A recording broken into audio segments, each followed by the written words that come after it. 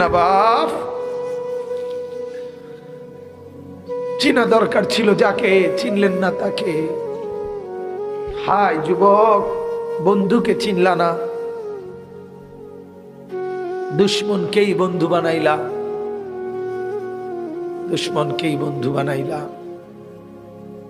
আপন বন্ধু যিনি তাকে চিনলা না, দুশ্মনকেই গ্রহণ করলা। চেহারায়, সুরতে, চলনে বলনে, আচারে উচ্চারণে বেঈমান যেভাবে সাজায় দেয়, তুমি তাকেই গ্রহণ করলা যে তোমার বন্ধু। কি কথা এটা নবী কেমনে বললেন?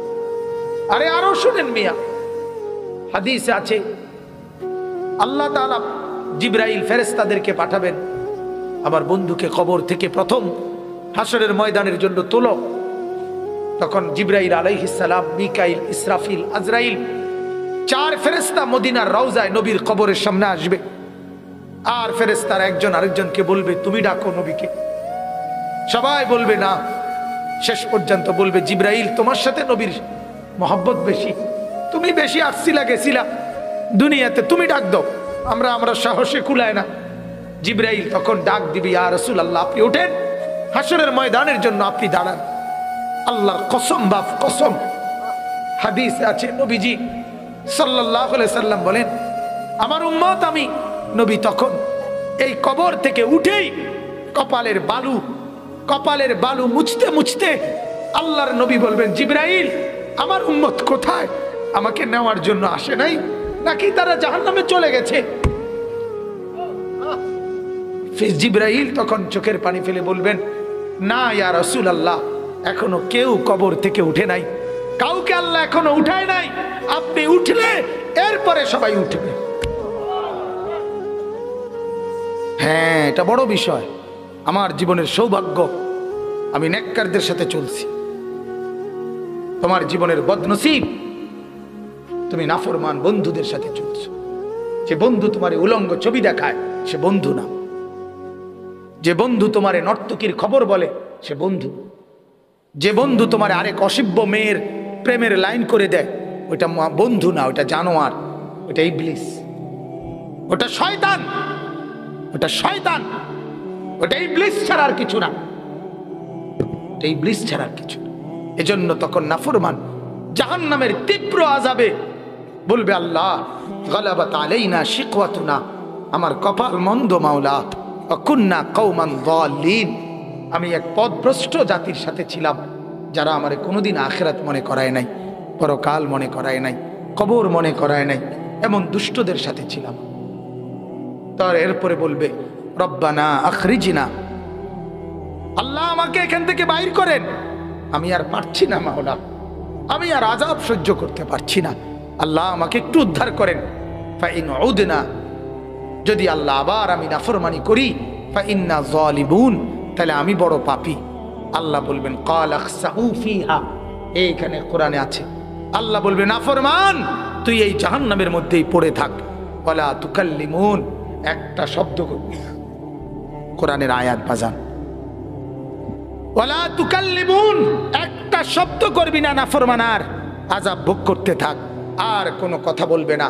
তাফসীরের মধ্যে আছে, আমরা নিজে পড়ছি, যখন আল্লাহ বলে ফেলবে কোনো জাহান্নামীকে তুই আর কথা বলবি না, তখন আর ওই নাফরমানের জবান দিয়ে জাহান্নামে আর কোনো শব্দ বের হবে। তাফসীরের মধ্যে লিখছে, তখন ওই জাহান্নামী কুকুরের মতো অথবা নিকৃষ্ট গাধার মতো আওয়াজ করবে, এই ছেলে সোজা হয়ে বল বেটা,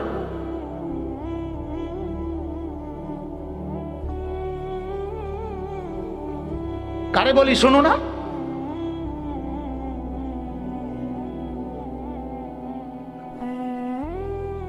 কাফেল,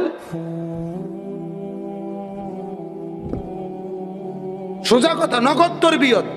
আরেকবার না আসলাম কোনো অসুবিধা নাই, কিন্তু নগদ তরবিয়ত জরুরি, নগদ নগদ।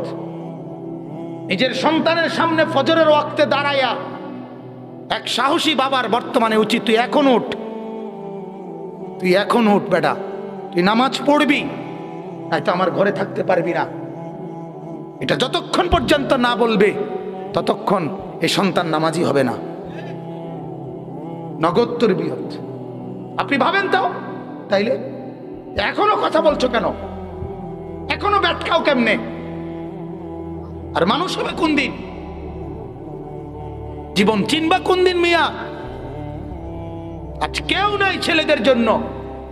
যুবক তোমাদের কোনো কেউ নাই, আজ কেউ নাই, কেউ নাই। সবার চেষ্টা তোমারে যত বেশি উলঙ্গতা বেহায়াপনার মধ্যে ডুবাইয়া ধ্বংস করে দিতে, সবার চেষ্টা।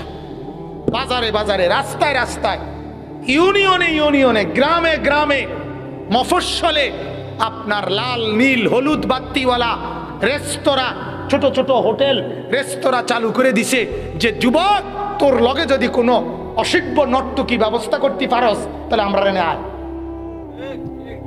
আর শহরে যাও লাগতো না, তোর জন্য আমরা ব্যবস্থা রাখছি। তুই কোন রকমে মাইয়া মিলা রোয়াইতে পারস নি, চা একটা বাইল করতে পারলে আমরা এনে জায়গা আছে। কথা বুঝছেন? সবাই মিলে চেষ্টা চলছে যুবককে শেষ করে দাও। কোন জাতির জীবনের সকালবেলা সূর্য উঠে ওঠে, বিকালবেলা সূর্য ডুবে ডুবে, মাঝখানের দ্বীপ প্রহরে সূর্য তেজ দেয়, আলো দেয়। ঠিক জিন্দিগির প্রথম বেলা মায়ের পেট থেকে বের হওয়ার পর দুর্বল, এ সময় তো মাত্র সবল হইতে হইতে সবল হয়, আবার কিছুদিনের মধ্যেই আবার সবল দুর্বল হইয়া বৃদ্ধ হইয়া যায়। মাঝখানের টাইম তো অল্প কয়দিন, দ্বীপ প্রহর। এই সময় যদি আলো না ছড়ায়, এই সময় যদি তেজ না থাকে, এই সময় যদি আখলাক না থাকে, তো কখন সে কিছু করবে? বলেন আমারে, বলেন মিয়া। আজ উনি চেষ্টা করলে, এই চাচা আজকে চেষ্টা করলে 200 রাকাত নামাজ একবারে রাত্রেবেলা পারবো পড়তো? পারবেন? কুলাইবেন আপনি শুনলে? কিন্তু এক যুবক চাইলে পারবে না? কথা বলেন না কেন? একটা 18 বছরের ছেলে এখন চেষ্টা করলে সারা রাত এই মসজিদে নফল নামাজ পড়তে পারবে না?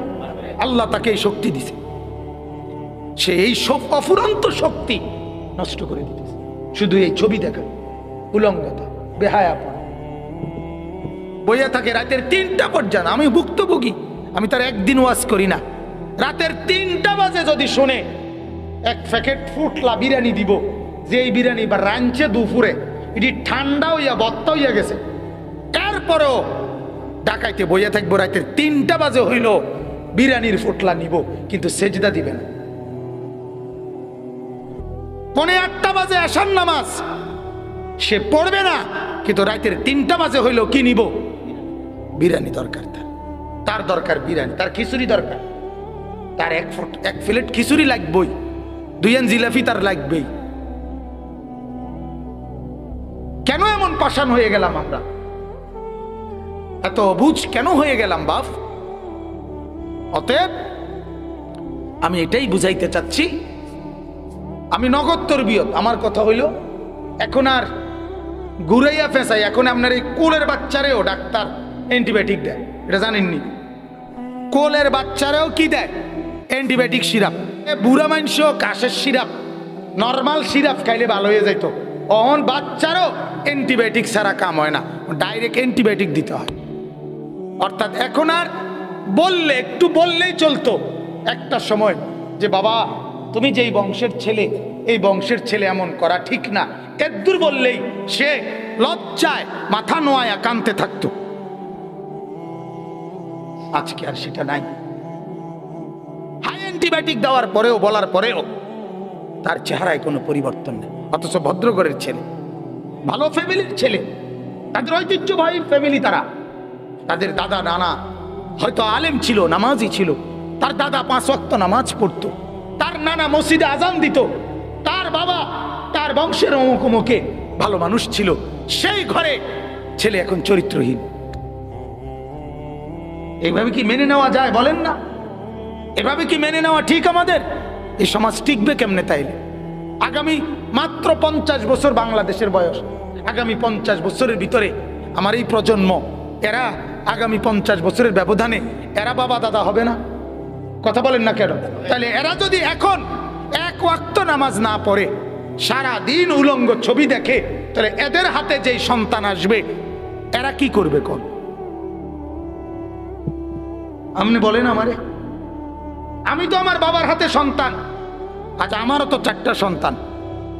এখন আমার 4 সন্তান, 2টা মেয়ে 2টা ছেলে আমার। আলহামদুলিল্লাহ, আমার বড় ছেলে 10.5 বছর হাফেজে কোরআন হয়েছে, আলহামদুলিল্লাহ, আমার ছেলে।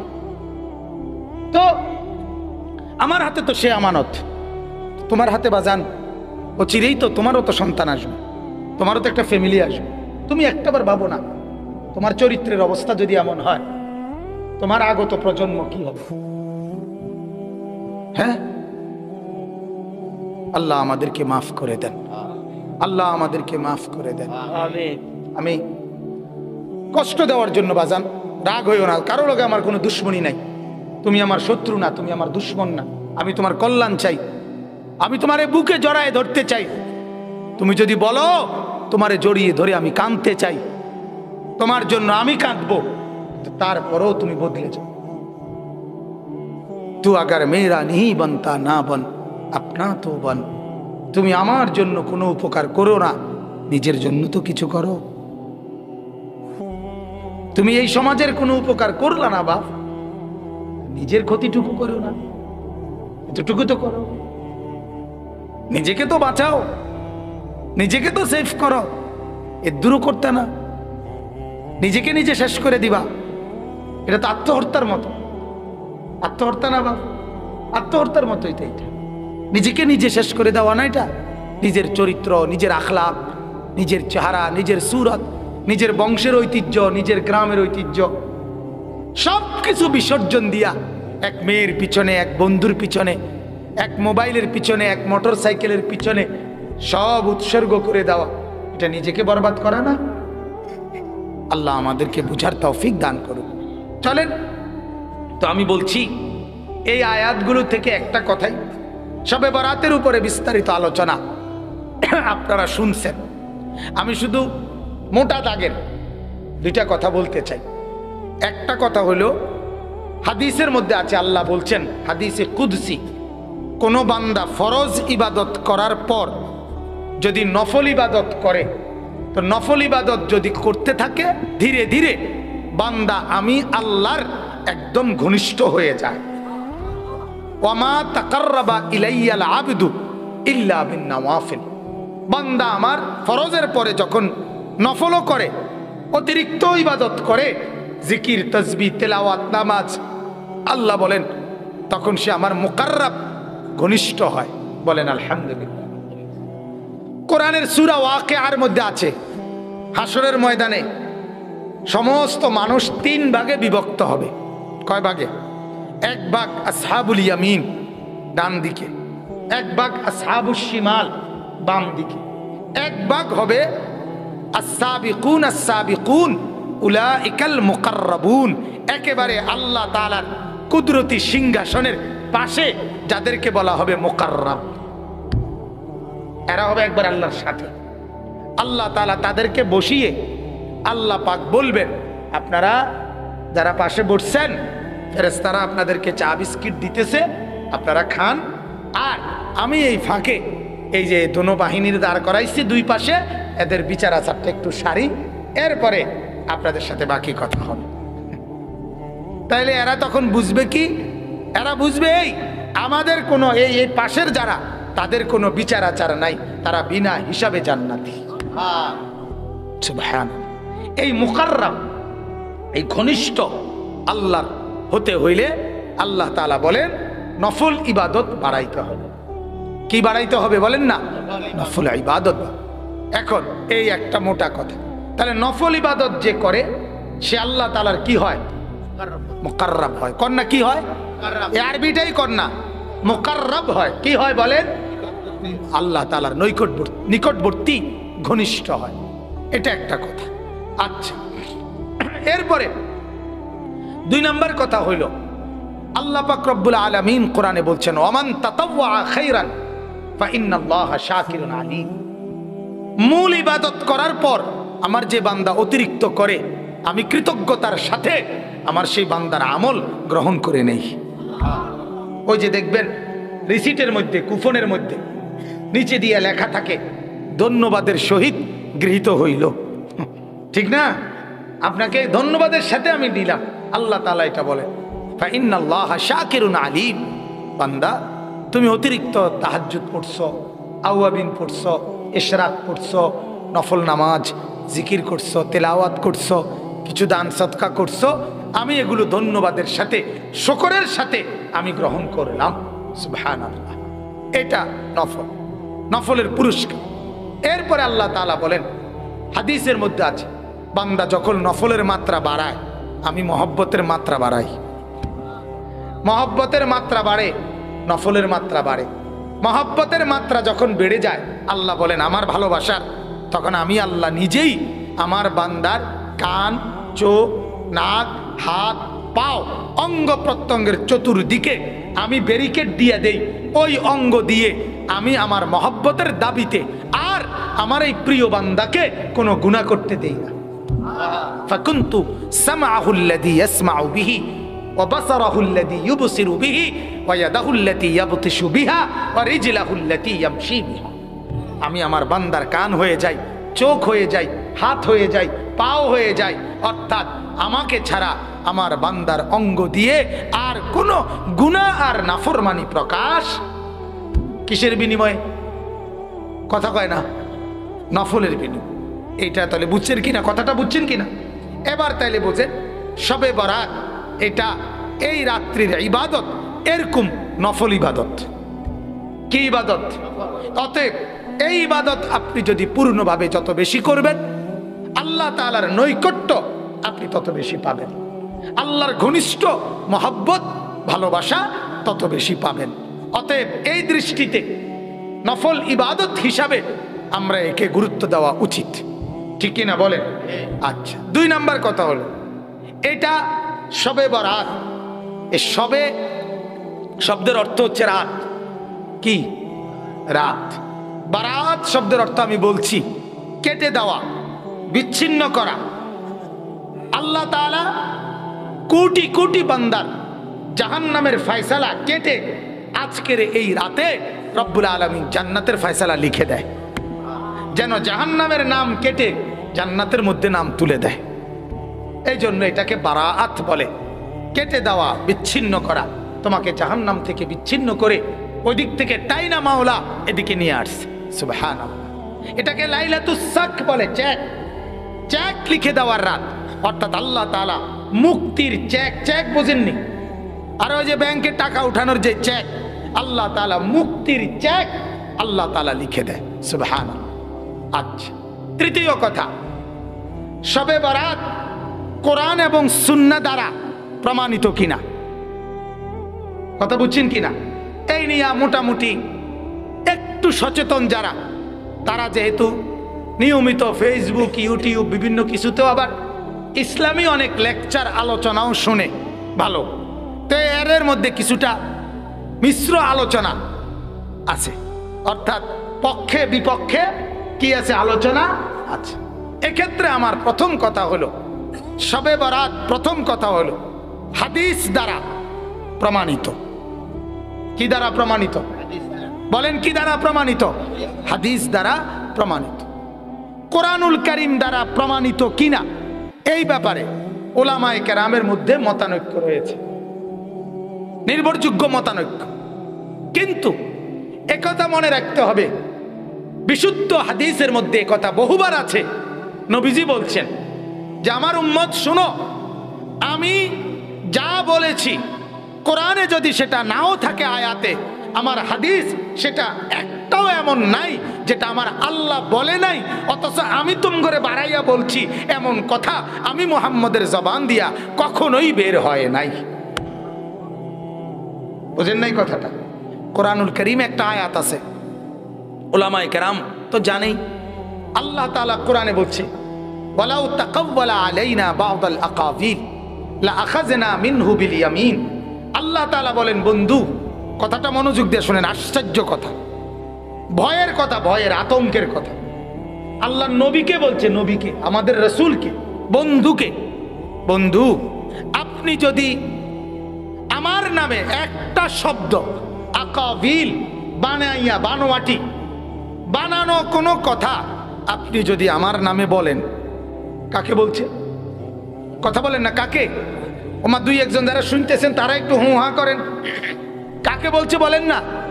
বন্ধু, আপনি যদি আমার নামে কোনো কথা বানিয়ে বলেন বানোয়াট, লা আখাযনা মিনহু বিল ইয়ামিন, এইভাবে আমি আল্লাহ আপনার ডান হাত টেনে ধরে ফেলব। এরপরে ডান হাত টান দিলে মাথাও নিচে দিগাইয়ে, ঠিক কি না বলেন না? আল্লাহ তাআলা বলেন ডান হাত টেনে ধরে সুম্মা লাকাতানা মিনহুল ওয়াতিন, আপনার গর্দান নামাইয়া আপনার গর্দান আপনার দেহ থেকে আলাদা করে ফেলব। কাকে বলছি? নবীজিকে বলছি, আল্লাহর নবীকে বলছি। হ্যাঁ, তাফসীরের মধ্যে আছে আল্লাহর নবী কথা শুনে কাঁপ দিয়ে উঠছে, চোখের পানি ফেলে দিছে, বলছে উম্মত দেখো মাওলা এত ভালোবাসার পরেও আমারে কি কইছে। অর্থাৎ আল্লাহর নামে একটি শব্দ বানাইয়া বলার অধিকার অনুমতি আল্লাহ নবীকে দিয়েছেন। কথা বলেন না? বলছে গর্দান ফালাই দেব, আপনার ঘাড় আলাদা করে ফেলবো, এর চাইতে বড় কথা আর কি হইতে পারে? অতএব রাসূলুল্লাহ সাল্লাল্লাহু আলাইহি সাল্লামের হাদিস, তিনি যা বলেছেন কোনোটাই আল্লাহর কাছ থেকে সিদ্ধান্ত ছাড়া নিজের থেকে বলেন। এটা বুঝলাম কি না বলেন? অতএব শবে বরাত হাদিস দ্বারা প্রমাণিত। ওই কাকু কারে টোয়ায় দেখেন, কাকা কারে খুঁজেন? মাশা। তো দেখেন আমি কথা শেষ করছি, অল্প কথায় শেষ হয়ে যাবে এক্ষুনি। তো এখন বলেন, আল্লাহ তাআলা বললেন যে যদি আল্লাহ রসুলের এই হাদিস দ্বারা যেহেতু প্রমাণিত, অতএব কোরআনুল কারীমের মধ্যে যে কথা বিধান, নবীর হাদিস দ্বারাও যদি কোনো বিধান হয় তাহলে সেটাও সমানভাবে উম্মতের জন্য গ্রহণযোগ্য। গ্রহণযোগ্য কি না বলেন না? যেহেতু নবীজি নিজের থেকে কিছুই কি করে নাই, আরে বলেন না কি করে নাই? আচ্ছা, এইবার আসেন হাদিসের মধ্যে আল্লাহ নবীর হাদিস দ্বারা শবে বরাত প্রমাণিত, হাদিসের মধ্যে আছে। আপনি যদি বলেন তাহলে হুজুর অনেকে যে কয় নাই, কথা বুঝছেন, অনেকে যে বলে নাই, তাহলে আমি আপনারে শুধু এটা বলি, ওই যে অনেকে যে কয় আছে এর মধ্যে আমি একজন। কথা বুঝেন নাই? আপনি না কইলেন অনেকে নাই, কয় নাই, অনেকে তো কয় আছে, এর মধ্যে আমি একজন, আনিসুর রহমান, আমি একজন। এখন আমার কথার ব্যাপারে আপনাকে সিদ্ধান্ত নিতে হবে। আপনার যদি মনে হয় আমার কথার উপরে আস্থা রাখা যায় তাইলে আপনি মানবেন, আর আপনি যদি বলেন হুজুর আপনার কথার উপরে আমার আস্থা নাই, তো আপনারে মানতেন কয়কে? কথা বোঝেন নাই আপনার? হিন্দুস্তানের একজন বড় বুজুর্গ ছিলেন, ইমামে রব্বানি হযরত মাওলানা মুফতি রশিদ আহমদ গাঙ্গুহি রহমতুল্লাহ আলাই। তিনি বলতেন, ওনাকে যদি কোনো মাসালা জিজ্ঞাসা করত উনি উত্তর দিতেন, দিলে ওনারে যদি বলতো হুজুর দলিল কি, উনি বলতেন রশিদ আহমদ। দলিল কি? আমি রশিদ আহমদ দলিল, আমি দলিল। তোমাকে আগে ফয়সালা নিতে হবে তুমি আমার উপরে নির্ভর করতে পারো কিনা। যদি বলে আমার উপরে নির্ভর করতে পারো না, আমারে হুজুর মনে হয় না, আমারে আলেম মনে হয় না, আমি কোরআন সুন্নাহ জানি, এই আস্থা তোমার নাই, তো তোমারে জিঙ্গাই তো কয়কে? কথা বোঝেন নাই আমার? তোমারে জিগাই তো কয়কে? আর আস্থা থাকলে মানতে অসুবিধা কি? কথা বলেন না কেন? আপনি যদি এটাই বুঝেন আপনার ইমাম সাহেবের নামাজ হয় না, তো আপনারে হেনে নামাজ পড়তে কয়কে? অতএব আমি আপনাদেরকে হাদিস পড়েই বুঝে শুনেই বলছি শবে বরাত হাদিস সম্মত। বলেন আলহামদুলিল্লাহ। এখন সমস্যা কোথায়?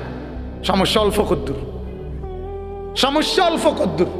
সমস্যা হইল আমি যে কথাটা বলছি, শবে বরাত হলো ইবাদতের রাত। কিসের রাত? ইবাদতের রাত।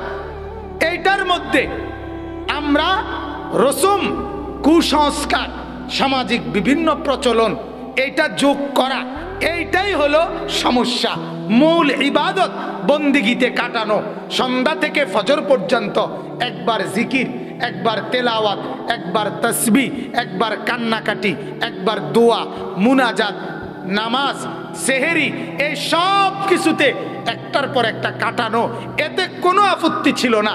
আপত্তি হইয়া গেছে যখন আপনারা এটারে জরিবাতি দিয়া সাজাইছেন, আপত্তি হইয়া গেছে যখন আপনারা এটার সাথে হালুয়া যোগ করছেন, আপত্তি হইয়া গেছে যখন আপনারা এটার লগে রুড়ি লাগাইছেন, আপত্তি হইয়া গেছে যখন এটার লাগা বাধ্যতামূলক আইটা আইটা টিয়া উড়াইয়া বিরিয়ানি লাজেম বানাইয়া নিছেন, আপত্তি হইয়া গেছে যখন ইমাম সাহেব হুজুর এশার পরে কদ্দুর ওয়াজ কইরা মুনাজাত কইরা দেওয়ার পরে জিলাফি বা বিরিয়ানি লইয়া আপনি যখন বাইক গিয়া হুইত্যা লাইছেন, তখন সমস্যা হয়েছে। সমস্যা হয়েছে কোনানে? আপনারা হোতার অনুমতি দিল কে? আমার কথাটা আপনি বুঝছেননি? আপনাদেরকে আরেকটা কথা মনে করাই, যেটা আমি একটু আগে বলছিলাম। সেটা কি? যে বিয়ের মধ্যে অসংখ্য সামাজিক কুপ্রথা আমরা চালু করছি, ঠিক কি না বলেন না? কিন্তু এই কারণে এখন আর বিয়ের সাথে বন্ধ, এটাই তো কথা নাকি? না আর না বিয়ের খেতারে কিলে বিয়ে বাদ, গ্রাম থেকে বিয়ে উড়াই দাও, এটা নি কথা না? না, এটা কথা না। কথা হইল হাজারবার বলে হইল চেষ্টা করে যাইতে হবে। বিয়ে তো ঠিকই আছে, কিন্তু আপনি এই কুসংস্কারগুলো বাদ দেন, এটা বলে যাইতে হবে, ঠিক কি না বলেন না? কেন বলে যাওয়া আমার দায়িত্ব, জান ফাড়াইয়া বলতে হবে, এটাই বুঝাইলাম। তাহলে মৌলিকভাবে শবে বরাত ছিল বন্দিগির একটা রাত। নিজে দোয়া করবেন, কান্নাকাটি করবেন, জিকির করবেন। আমি আপনার রোজা রাখছি দিনের বেলা, আগামীকাল রোজা রাখার আশা রাখছি, ইফতার করছি, ফাঁকি দিয়া কেউ দেখছেও না। আমি আমার মতো করে নফল নামাজও পড়ছি, মাগরিবের পরে বয়ানও করছি, এশার নামাজ জামাতেও পড়ছি, আবার আইসা এখানে আপনার বয়ানের জন্য বসছি। এক জায়গায় সেহরি খাবো মসজিদে, ওইখানে দোয়া করার জন্য আরো কয়েক সাথী তারা অপেক্ষা করছে। আমি আমার মতো করে নামাজও পড়ছি, আবার এই রাতে আশা করছি সিলেটও যাব, তো পকেটে তো আমার তসবি আছে, তসবি দিয়ে মাওলার জিকিরও তো করবো। তো আমার অর্থ হইল, উদ্দেশ্য হলো এই যে অনুষ্ঠান সর্বস্ব, নিয়ম সর্বস্ব। এসার পরে হুজুরে বইবে, আধা ঘন্টা ওয়াজ করবো বা 1 ঘন্টা, এরপরে একটা লম্বা মুনাজাত দিবে, এরপরে সবাই খিচুড়ি ফারুক, বিরিয়ানি ফারুক, জিলাফি ফারুক এটা নিবে, নিয়ে একটা হোতা দিবে বাইক গিয়া। আগামীকাল সকাল 9টা 9:30টার দিকে উঠবো, এবারে কইব কি ওঠেন না কা, 9টা বাজে গেছে, এই বেটা সবে বরাত পালন করিয়া মাত্র শুইছি, শরীর নেই, এটা কইলেও নাকি এত তাড়াতাড়ি ওঠন, এটা কি খামখেয়ালি কথা? একটা সবে বরাত গেছে, মা ফজরের নামাজ কই, এশার নামাজ কই, মাগরিবের নামাজ কই, আমনে কই? 8টা থেকে 4টা যেইতে ডিউটি করে না, 4:30টাইতে ওভার টাইম করলে তারে কোন ম্যানেজারে জায়গা দিব? আরে কথা বোঝেন নাই আমার? আপনার যে 8টা থেকে 4টা অফিস টাইম, আপনার যদি একদিনও দেখি না অফিসের টাইমে, আপনি 4:30টার দিকে আইসেন, কি করতেন? ওভার টাইম করতেন। আপনার কীর্তেন ওভার টাইম করতেন আইসেন, আপনি অফিস কই? তাহলে আপনার ফজর কই, জোহর কই, আসর কই, মাগরিব কই, এশা কই? আপনার শনিবার রবিবারের নামাজ কই?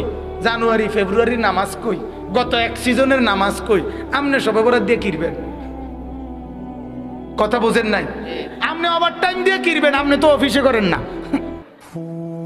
আপনারা তো মেইন টাইমে দেখা যায় না কোনোদিন। কথা বুঝছেন? এটা যেরকম হাস্যকর, আপনারটাও এরকম হাস্যকর, ঠিক কিনা? 8টা 4টা না আইয়া 4:30টায় ওভার টাইম করতে যাওয়া, এটা যেমন হাস্যকর, আপনারটা এমন হাস্যকর। অতএব আল্লাহ তাআলা বলছেন, আমি আগেও বলছি, ফরজ বন্দিগি করার পর, কি বন্দিগি করার পর নফল ইবাদতের মাত্রা যে বাড়ায়, আমার মহব্বতের মাত্রা তার প্রতি বাড়ে। কথা মনে আসেনি এটা? অতএব আমি এটা বুঝাইলাম, আপনারা ওই কাউরে কোনো কিছু নিয়ে ফাসাদ করার দরকার নাই। মূলত বোঝা দরকার এটা বন্দিগিটা আপনার নিজস্ব। আপনি ঘরে পড়েন, মসজিদে পড়েন, বারান্দায় পড়েন, উড়ানে পড়েন, রাস্তাত পড়েন, আইটা জিকির করেন, বৈশা জিকির করেন, দোয়া করেন, আল্লাহর কাছে কান্নাকাটি করেন, একবার নামাজ পড়েন, একবার জিকির করেন, একবার তেলাওয়াত করেন, একবার তসবিহ পড়েন। এভাবে একটা একটার পরে একটা আমল করতে থাকেন। কি হইছে? আরে না জাগা রোগ আর কো, এতক্ষণ পরে আইছে লোক ঠিক করতে, আর ছুটি দনের টাইম হয়েছে। না না না, ছুটির টাইম এখন মিয়া না। বলেন আলহামদুলিল্লাহ। তো অতএব আমি এটাই বুঝাইতে চাইলাম, শবে বরাত হাদিস সম্মত, ঠিক কিনা বলেন না? তবে এটা উৎসব নয়। শবে বরাত কোনো উৎসবের নাম না, শবে বরাত কোনো অনুষ্ঠানের নাম না। গ্রামের ফুলাফাইনে ওই হাইটটা হাইটটা কয় কি, ওই দাও টিয়া দাও বিরিয়ানি করবো, ওই হয়তো হয়তো কইছে এটা ঘুরে আইয়েন না, তারে দিছে দমক। এই বেড়া কদ্দুর নামাজও না, বেড়া নামাজও ফরজ না, 50টা টিয়া দিবি ফুলাইনে আউস করছে কদ্দুর বিরিয়ানি করবো, তুই এটাও না, তো তুই কি যা, তুই আবু জেহেলে না রে কি? মানে ফুলাইনে আউস করছে, এর লেগে বাধ্যতামূলক 50 টিয়া বিরিয়ানি লেগে দিতে হইব। ফুলাফাইন তোমরা আউস করিয়া মানুষের টিয়া ননকা, তুমি আউস করিয়া তোমার মোবাইলের এমবি টিয়াডি মিলাইলে তো বিরিয়ানি হয়ে যায়। কথা বলেন না কেন? এই বড় মোবাইলের এমবির টাকা মিলাইলেও তো কি হয়ে যায়, এরকম 2-4-500 মানুষের বিরিয়ানির মিল হয়ে যায়। তাইলে অতএব এটা অনুষ্ঠান না, এটা কি না বলেন না, এটা অনুষ্ঠান না, এটা কোনো উৎসব না, এটা ইবাদত। এটা কি বলেন? আবার বলেন কি? ইবাদত। অতএব রাত্র অনেক হয়ে গেছে, এখন থেকে বাকিটুকু টাইম ফজরের নামাজ পর্যন্ত আপনি চেষ্টা করেন আপনার শরীরে যেমনে কুলায়, কয় রাকাত নামাজ পড়বেন শরীরে কুলায় যতক্ষণ, কতক্ষণ জিকির করবেন শরীরে কুলায় যতক্ষণ, কতক্ষণ দোয়া করবেন শরীরে কুলায় যতক্ষণ। এইটা হলো উত্তর। কথা বুঝছেন? নামাজ পড়বেন কতক্ষণ? কথা কয় না? হ্যাঁ। জিকির করবেন কতক্ষণ? দোয়া করবেন কতক্ষণ? শরীরে কুলায় যতক্ষণ। আপনি একজনে পড়ছে 12 রাকাত, আপনি 18 রাকাত পড়েন, অসুবিধা কি? কথা বোঝেন নাই? একজনে পড়ছে 4 রাকাত, আপনি 20 রাকাত পড়েন, অসুবিধা কি? হযরতে ওসমান নবীর সাহাবী এক রাকাতে, এক দাঁড়ানোতে পূর্ণ কোরআন এক রাকাতে পুরাটা পড়ে এরপরে রুকু দিছেন। হাদিস এটা। আল্লাহর নবী সাল্লাল্লাহু আলাইহি সাল্লাম এক রাকাতে 10.5 পারা কোরআন শরীফ এক রাকাতে পড়ছেন, পয়রা রুকু দিছেন সমান 10.5 পারা সমান, সেজদা দুইটা দিছেন সমান 10.5 পারা সমান। হাদিসে আছে হযরত হুযাইফা নবীজির সাহাবী, উনি বলছেন আমি পিছে আছিলাম দাঁড়াইয়া, প্রথম রাকাতে এইভাবে পড়ার পর নবী যখন দ্বিতীয় রাকাতের জন্য দাঁড়াইছে নফলে, আমি হাত ছাইরা আলগা হইয়া গেছি। আমি বুঝছি আমি পারতাম না, নবীজি বাহি রাকাতে বাকি কোরআন শরীফ শেষ করে লইব, লক্ষণে যা দেখা যাইতে আছে, আমি পারতাম। তাইলে বুঝা গেল শরীরে কুলায়। কথা বলেন না কেন? হ্যাঁ, নবী পাক সাল্লাল্লাহু আলাইহি ওয়াসাল্লাম নফল নামাজে এত লম্বা সেজদা করতেন। আম্মা জান আয়েশা রাদিয়াল্লাহু তাআলা আনহা বলেন, মাঝে মাঝে মনে হতো নবী ইন্তেকাল করলেন কিনা, মারা গেলেন কিনা। এজন্য আমি নবীর পায়ের পিছনে তালুর মধ্যে এভাবে আঙ্গুল দিয়ে চাইতাম, মানে রেক দিয়ে বসাইতাম আর কি, যে জীবিত কিনা। এত লম্বা সেজদা দিতেন। হা বাজান, হযরতে সাহাবায়ে কেরাম বলেন নবীজি সেজদা দিতেন এত লম্বা আর কামতেন। আহ নাসমাউ লাহু আজিরান কা আজিরিল মিরজাল। সাহাবীরা বলেন চুলার মধ্যে ডেকচির মধ্যে পানি বসাইলে পানি যখন উতরাইয়া ডকডক করে, গরম পানি ডকডক করে না, এরকম ডকবগে আওয়াজ যেভাবে করে, আল্লাহর নবীর কলিজার কলবের ভিতর থেকে আমরা কান্নার এরকম ডকডকে আওয়াজ শুনতাম, সেজদার কান্না। আল্লাহর নবী এভাবে কাঁদতেন, নবী এভাবে কাঁদতেন। আম্মা জান আয়েশা বলেন একদিন রাত্রিবেলা নামাজে দাঁড়াইছে, তাহাজ্জুদে এক রাকাতে মাত্র দাঁড়াইছে নবীজি। আয়েশা রাদিয়াল্লাহু তাআলা আনহা বলেন আর সেজদাও করে নাই আর রুকুও দেয় নাই। বেলালের আজান পর্যন্ত ফজরের আগ মুহূর্ত এ দাঁড়ানো থাইকেই কোরআনের একটা আয়াত পড়ছে আর কাঁদছে আর কাঁদছে আর কাঁদছে, কাঁদতে কাঁদতে চোখ ফুলাইয়া ফেলছে, দাড়ি ভিজে গেছে, বুকের পশম ভিজে গেছে। আম্মা জান আয়েশা বলে তাওয়াররামাত কাদামাহু, দুইটা পাও ফুলে ফুলে গেছে। এরপরে আরো আশ্চর্য কথা শুনেন। আম্মা জান আয়েশা বলে উম্মত শুনবা, সেদিন ওই রাতে সারা রাত কেঁদে কেঁদে বুক ভাসাইয়া নবী একটা কথা বলছে আল্লাহর কাছে, সেটা কি? তো আয়েশা রাদিয়াল্লাহু তাআলা আনহা বলেন, সেটা শুধুই কেবল এই উম্মতের জন্য নবী কাঁদছে। ইন তুআযিবহুম ফাইন্নাহুম ইবাদুক ওয়া ইন তাগফির লাহুম ফাইন্নাকা আনতাল আজিজুল হাকীম। এটা কোরআনের আয়াত। আল্লাহর নবী কদ্দুর সারা রাত পড়ছে, আল্লাহরে বলছে, মাওলা আমার উম্মত আপনি যদি গুনার কারণে আযাব দেন আপনি দিতে পারবেন, আপনার আমি বলার কিছু নাই, আপনার বান্দা, আপনি চাইলে যা ইচ্ছা তাই করতে পারেন, আযাব তো দিতে পারেন মাওলা। ওয়া ইন তাগফির লাহুম, নবী বলে, আল্লাহ যদি এই বন্ধুর দিকে তাকাইয়া যদি আমার গুনাহগার উম্মতকে মাফ করে দেন, ফাইন্নাকা আনতাল আজিজ, তাইলে তো আপনি এই ক্ষমতাও রাখেন, আপনাকে তো বলার কেউ নেই। আপনারে বাধা দিবে কে? আপনারে নিষেধ করবে কে? বন্ধুর দিকে তাকাইয়া দেন না মাফ করে। আমরা কিতাবে পড়ছি বাজান, ওই যে একটু আগে বললাম, আল্লাহ পাক যাদেরকে একবারে কাছে বসাবেন তা করে কি বলে মনে আছে নি? নবীজি বলছে, আনা মিনাল মুকাররাবিন। নবীজি বলছে, ও উম্মত, আল্লাহর ঘনিষ্ঠ জনদের মধ্যে সর্বপ্রথম সবচেয়ে ঘনিষ্ঠ হব আমি মুহাম্মদ। হাসরের ময়দানে মাওলা আমার জন্য আল্লাহ তার সিংহাসনের পাশে আবার আমার জন্য আসন নির্ধারণ করবেন, বসে বসে আল্লাহর নবীকে আল্লাহ তাআলা বলবেন, বন্ধু এই আসনে বসেন। কিতাবে আছে বাজান, নবীজি সাল্লাল্লাহু আলাইহি ওয়াসাল্লাম, একটু মনোযোগ দিয়ে শুনেন এই কথাটা। আল্লাহর নবী নিজে আইসা নবীর জন্য যে আসন সিংহাসন হাসরের মাঠে, নবীজি আইসা এটার সামনে এরকম হাত রাখবেন, হাত, কিন্তু বসবেন না। আল্লাহ তাআলা বলবেন, বন্ধু এই আসন তো আপনার জন্য, বন্ধু বসেন না, আপনি বসবেন না। তো আল্লাহর নবী বলবেন, রব্বুল আলামিন আমার জন্য বলাতে তো হাত রাখছি, আমার এটা তো আমি গ্রহণ করছি, আপনি দিয়েছেন বলে কিন্তু আমি বসবো না মাওলা। আল্লাহ বলবেন, কেন বসবেন না? আল্লাহর নবী বলেন, রব্বুল আলামিন আমি যদি বসে যাই হাসরের এই বিরাট ময়দানে আমার উম্মতের জন্য দৌড়াবে কে? আমার কোথায় কোন উম্মত গুনার কারণে নাফরমানির কারণে আটকায় যায় কিনা? আমি যদি না ছুটি, আমি যদি না দৌড়াই, আমি বসে গেলে আমার উম্মতের জন্য দৌড়বে কে?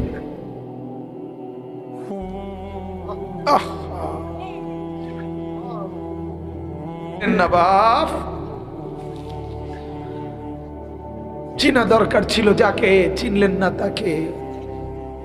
হায় যুবক, বন্ধুকে চিনলা না, দুশ্মনকেই বন্ধু বানাইলা, দুশ্মনকেই বন্ধু বানাইলা।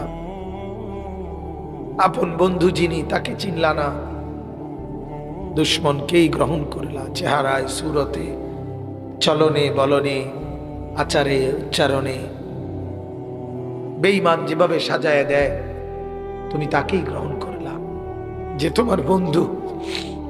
কি কথা একটা নবী কেমনে বললেন!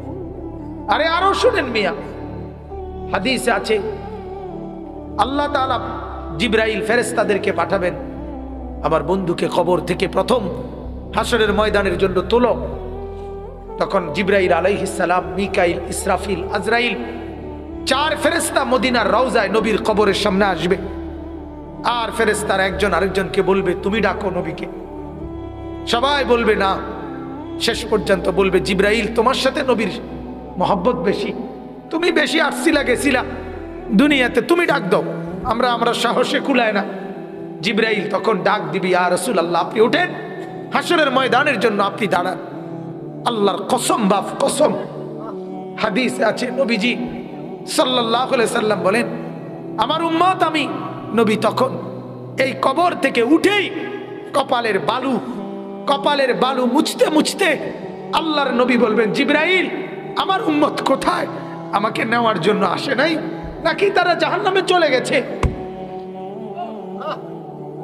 জিবরাইল তখন চোখের পানি ফেলে বলবেন, না ইয়া রাসূলুল্লাহ, এখনো কেউ কবর থেকে উঠে নাই, কাউকে আল্লাহ এখনো উঠায় নাই, আপনি উঠলে এরপরে সবাই উঠবে। উঠেই নবী বলছে, হায় আমার উম্মত কই, আমার উম্মত আমারে নিতে আসলো না। ওই যে এয়ারপোর্টে আমরা মাদ্রাসায় দেখি, এই ভুক্তভোগী আমরা মাদ্রাসার ছোট ছোট ছেলে পড়ে যে আমার মাদ্রাসায়, প্রায় মায়েরা বাচ্চাদের মা ছুটি নিতে আসে, তার বাবা বিদেশ থেকে আইব, এয়ারপোর্টে নিতে কইছে, ছেলেটারে কি করতে কইছে, এটা যখন বলে মহিলারা কাইন্দা দেয় যে ওটার আবদার বাচ্চার বাপের যেমন ছুটি লইয়া, অত সেটা তো একটা আবেগ ছাড়া আর কিছু না, কারণ বাড়িতে আসলেই তো দেখবে, কিন্তু এটাও তো একটা আবেগ। বাবা যখন এয়ারপোর্টে নামে তো নিজের সন্তানটাকে কি করতে চায়, দেখতে চায়। তো নিশ্চয়ই বিবিকে তো বলবে, হায় হায় আমার ছেলেটাকে আনলা না, ওই আসে নাই। তো নবীও এমন বলবে, জিব্রাইল আমার উম্মত আসে নাই, আমার নিতে আসে নাই, ওরা কোথায়? তো জিব্রাইল বলবে, ইয়া রাসূলুল্লাহ উঠে নাই ওরা এখনো, আপনি উঠলে এরপরে আল্লাহ সবাইকে উঠাবে। অতএব বাজান আমি অনুরোধ করছি, জীবন বদলান, জীবন সুন্দর করেন, চেহারা সুন্দর করেন, আখলাক সুন্দর করেন, প্রত্যেকেই ফিকির করেন। কষ্ট করে যারা বাবা বলছেন, জওয়ান ভাইয়া তোমাদেরকে আবারও বলি, বাজান তোমার জীবন তুমি সুন্দর করো। বন্ধু চেনো, বন্ধু চেনো, বন্ধু তোমার রসুল, বন্ধু তোমার রসুল, বন্ধু চেনো। সাহাবায়ে কেরাম বন্ধু, উলামায়ে কেরাম বন্ধু, আউলিয়ায়ে কেরাম বন্ধু, বন্ধু চেনো বাপ। দুশ্মনকে বন্ধু ভেবো না, বন্ধুকে ফেলে দিও না, ফেলে দিও না। আল্লাহ তাআলা আমাদেরকে বুঝার তৌফিক দান করুক।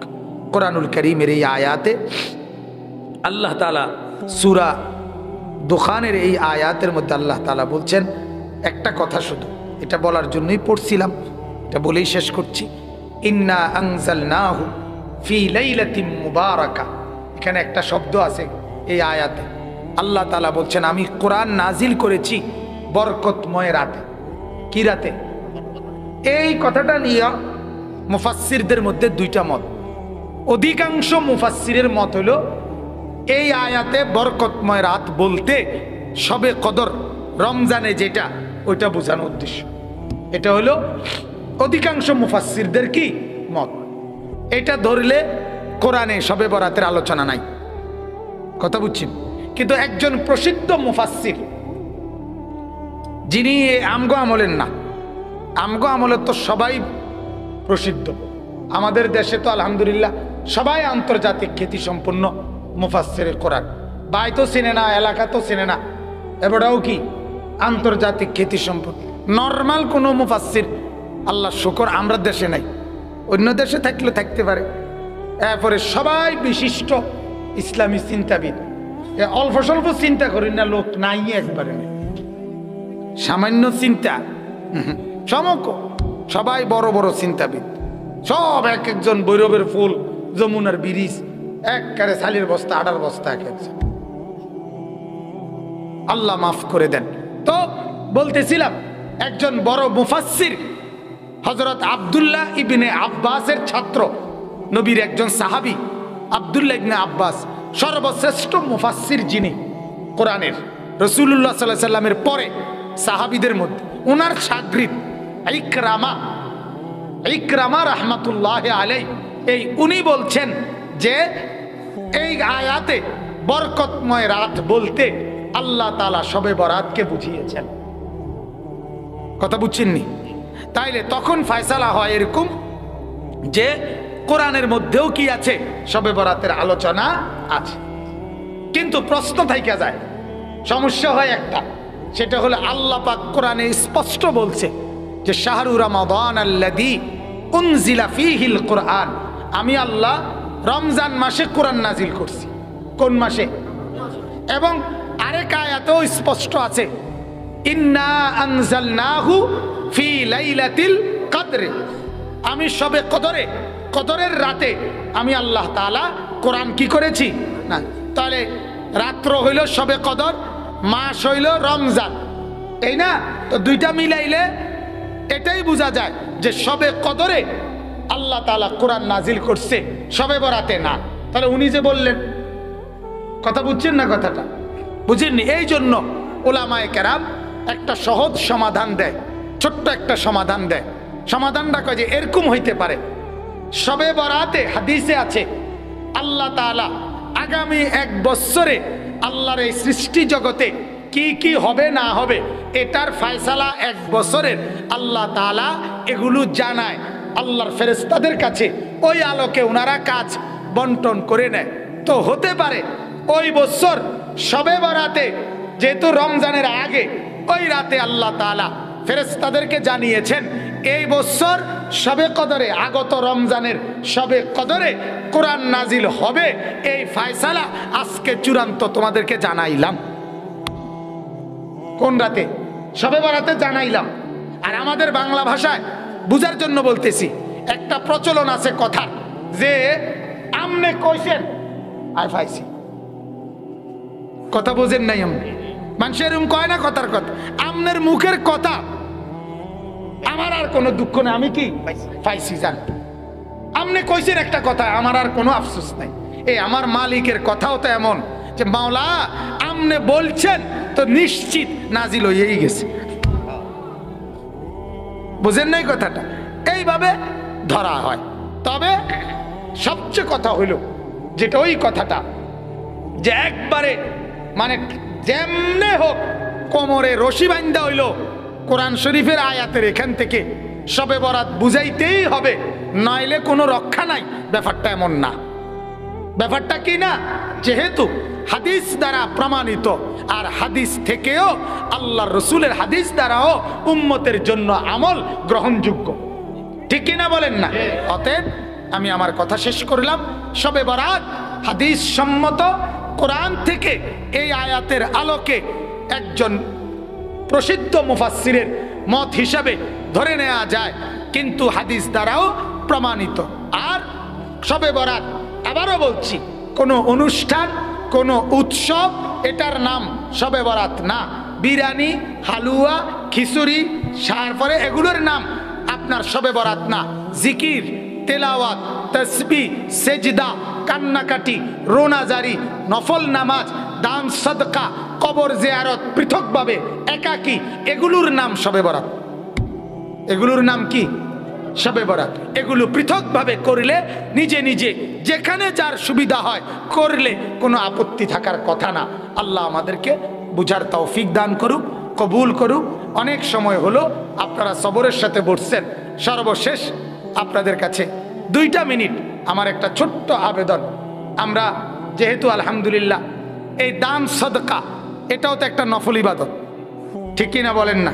ওই শক্ত অনুমান মাত ঠিক কয় মোতাইয়া সবাই কোন ঠিক টেয়া দিয়ে না, ঠিক কর, ঠিকও কোন সবাই বলেন।